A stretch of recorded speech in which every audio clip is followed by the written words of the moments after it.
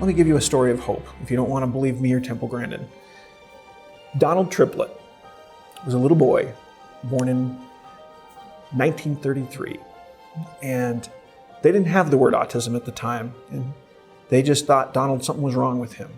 Donald was looking at things off in space that nobody else was paying attention to. He was drawing circles in the air and mumbling to himself, saying nonsense words. He liked to spin himself, and he liked to spin things.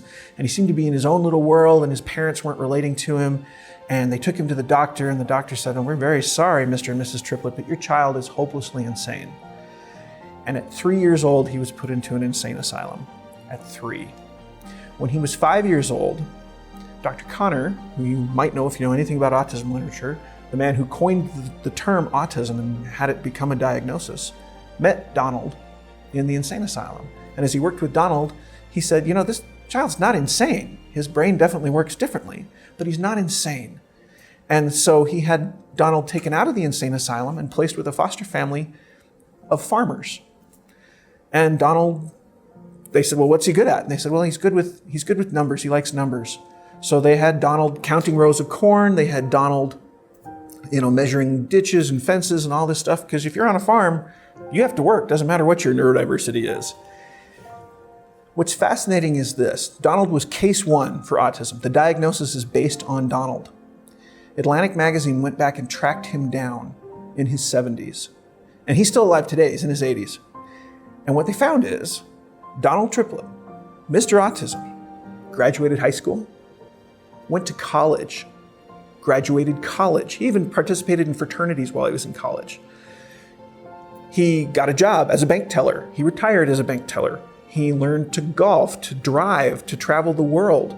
Now, he didn't start driving till he was 27, and he drove in this little tiny town in Missouri where he lives. But Donald went on and did all of these things. Now, he never got married, but he still had plenty of friends, people who accepted his differences, loved him for who he was. In fact, when Atlantic came in, they were like, "Well, you're not going to make fun of Donald, are you? You're not going to make him look stupid, are you? Donald's smart. Donald's this," and they were very defensive. The whole town kind of gathered around Donald, like, "We're not going to mess with Donald." He got himself a cell phone in his 70s and learned to text. And he just texts everybody all the time now, and he loves it. And he travels the world, and he does it by himself because he doesn't want to be around the people. And he comes back, and he takes all of his pictures that he's taken on his trip, develops those pictures, and he prints them out and puts them in scrapbooks. And he still has very rigid routines. His golf swing still looks really weird. And all of these things he's still very autistic. And yet, by any measure, he's had a very full and successful and rich life.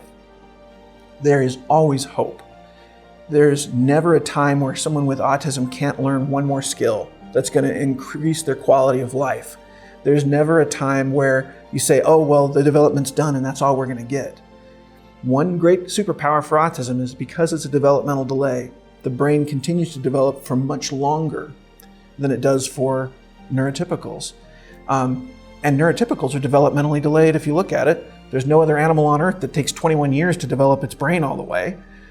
That developmental delay allows humans to learn all kinds of new and amazing things. Well, autism is even that to the extreme.